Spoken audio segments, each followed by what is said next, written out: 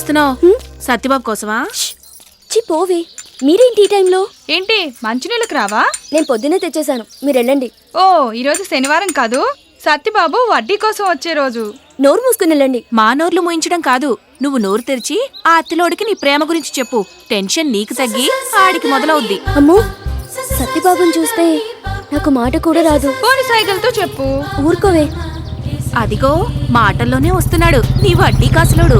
ప్రొసి అత్తేలి సత్యబాబు మెత్తని కత్తిబాబు. నాన్న, సత్యబాబు వచ్చాడు.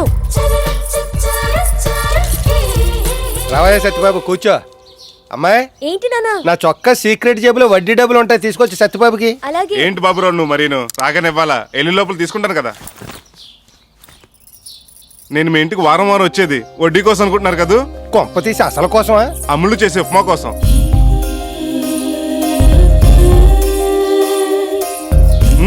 స్మెల్ అదిరిపోతుంది. అబ్బా, ఏంటి ఉప్పు ఎక్కువైందా? టేస్ట్ ఎక్కువైంది. నాకు ఇప్పటి వరకు నచ్చిన రుచులు రెండే రెండు. ఒకటి తిరుపతి లడ్డు, రెండు అమ్ములు చేతి ఉప్మా. మీ ఉప్మా తిన్న నోటితో మీకు పనికొచ్చే సలహా ఒకటి చెప్తా. అంటే గ్యారంటీగా అది నీకు పనికిరాంది అయి ఉంటుంది. ఏంటో చెప్పు. అమ్ములు పెళ్లి చూపుల పెళ్లి కొడుకు స్వీట్ హాట్ పెడతామనేసి ఉప్మా పెట్టండి. ఫస్ట్ స్పూన్ తిని ఓకే అంటాడు, రెండో స్పూన్ తిని కట్టమే వద్దంటాడు. వంటల్లో ఓకే, మనిషి నచ్చాలిగా. మన అమ్ములకేం తక్కువ?